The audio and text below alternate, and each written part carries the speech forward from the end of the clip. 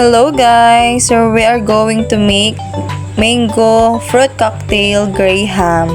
Ang mga ingredients po natin ay syempre yung fruit cocktail, meron tayong cheese, meron tayong crushed graham, sliced mango, and then yung condensed with heavy cream na yung nasa pitchel. So, bakit may cheese? Para mag-balance yung alat, tamis, at asim, di ba? Para masarap siya. Hindi siya nakakaumay agad. So, first, nilagay yung graham. So, yan. Kahit na hindi yan pantay-pantay, it's okay. Basta makagawa tayo ng masarap na graham. Importante, masarap. Okay? So, after nyan, ilalagay yung gatas, yung condensed na ma-evap na may cream. After nun, ilalagay yung fruit cocktail and then lagyan ng cheese. O, di ba masarap yan, best? O, patong. And then after nyan, lagay ulit ng graham. Paulit-ulit lang siya nagagawin. Siyempre, lalagay nyo rin ng mangga yan, of course. Kaso guys, yung mangga dyan, konti lang. Dalawa lang kasi yung nabiling mangga dyan na hinog. So, it's okay. Marami namang fruit cocktail at cheese na nilagay.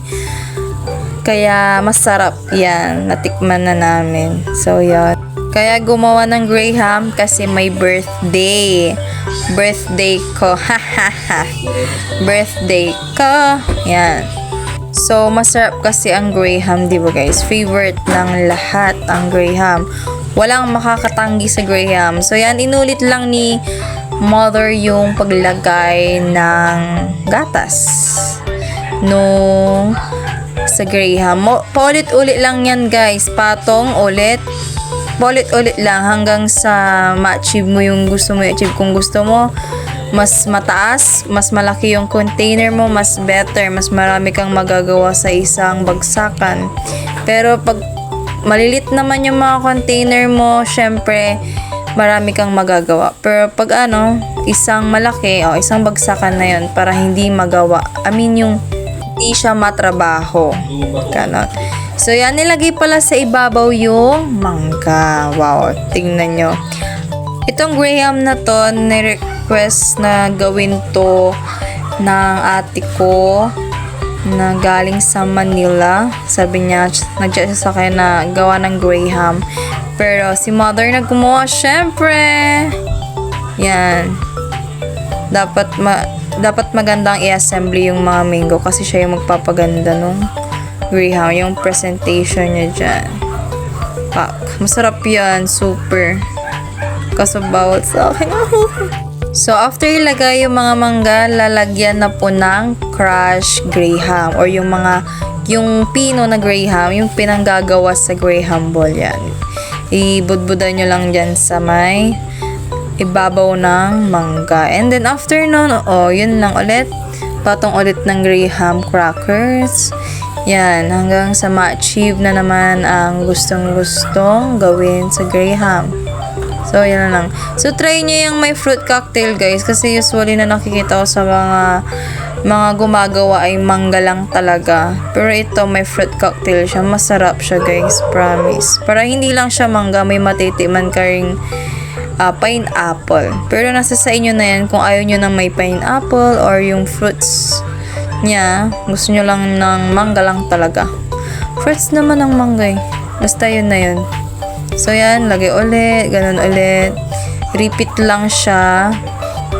Yan.